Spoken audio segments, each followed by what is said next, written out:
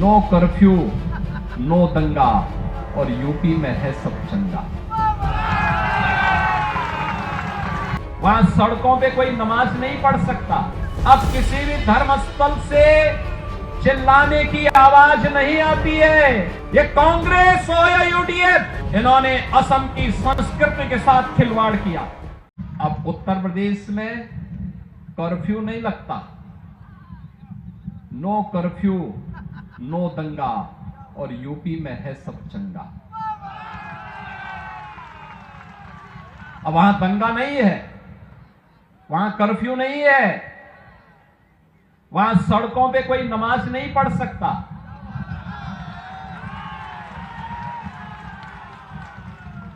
वहां पर अब किसी भी धर्म स्थल से चिल्लाने की आवाज नहीं आती है।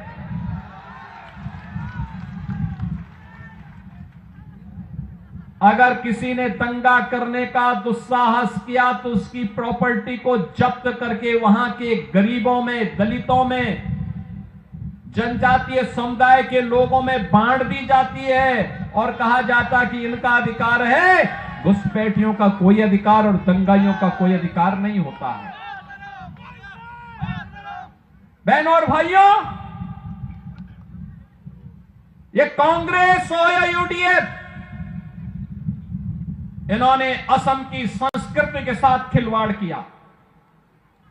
घुसपैठियों को यहां घुसा करके यहां की डेमोग्राफी को चेंज करने का प्रयास किया।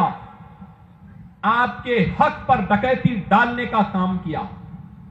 असम के लोगों के राशन पर, उनके मकान पर, उनकी जमीन पर जबरन कब्जा करने का प्रयास किया। और एनडीए की ये डबल इंजन की सरकार प्रधानमंत्री मोदी जी के नेतृत्व में एक और विरासत के रूप में मां कामाख्या कॉरिडोर के निर्माण के कार्यक्रम को आगे बढ़ा रही है। एक और विरासत और विकास के कार्यक्रम को आगे बढ़ाने के लिए श्री हेमंत बिस्व शर्मा जी के नेतृत्व में असम के अंदर एनडीए की सरकार कार्य कर रही है। मां कामाख्या का कॉरिडोर का निर्माण का कार्य आगे बढ़ रहा है। एक एक घुसपैठी को चिन्हित करके उसे यहां से बाहर कराने की व्यवस्था भी हो रही है।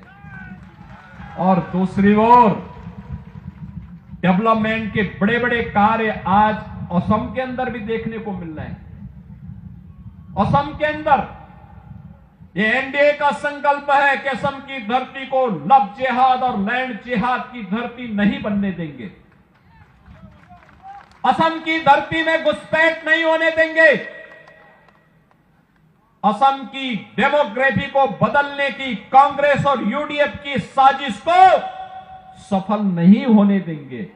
और इसको रोकने का काम केवल और केवल एनडीए की, बीजेपी की गवर्नमेंट ही कर सकती है, कांग्रेस और यूडीएफ नहीं कर सकती।